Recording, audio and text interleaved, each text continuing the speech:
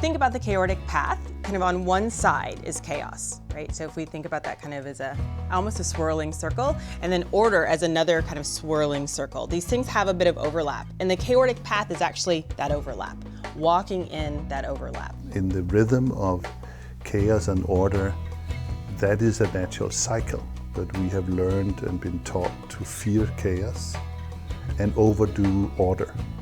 And overdo order we call control, but I think there is a beautiful harmony in chaos and order that is worth exploring. And the chaotic path seems to be a way to practice how to live with this. How about if we co-create the plan forward together? How about if we bring voices in the room that have not been invited in the room in past? If you're thinking about working with young people, for instance, on a project that affects youth, if it's about us, don't do it without us. So let's get those voices in the room. Well, that might not be the order that folks are really used to. All of a sudden they're in different opinions and different views, but that chaos can become order, and in that intersection, all those new voices may bring a new lens on the challenge and a new innovative way forward. We could think about it as a leadership competence. A way to have courageous leadership in your community is to be able to walk the chaotic path, to be able to move between chaos and order, kind of knowing that sometimes chaos is needed, and can you call that in? And sometimes there are times for order. And can you call that in? What are the questions you can ask that could bring a little creativity, a little generativity, a little uncertainty? And then what are the processes or harvests or structures that would bring a little bit of order? And some people will say that the place between control and order is management, which is okay, like there's a place for that. And that the place between chaos and order is around leadership. When the problems are so complex, one person cannot possibly solve them, that's where we need to walk the chaotic path. If we get into chaos, I think we most often shoot into the order, needing that order and creating that order.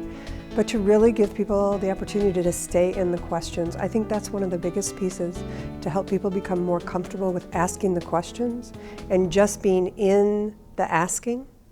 The chaotic stepping stones offer for us a guide for walking the chaotic path. The major stepping stones are need, purpose, principles, people, concept, limiting beliefs, structure, practice, and then harvest.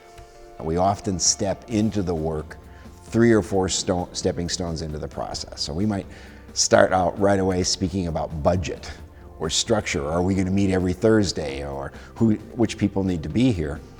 And the stepping stones invite us to back up and say, well, what's our real need we're working on? Let's get clear about need first.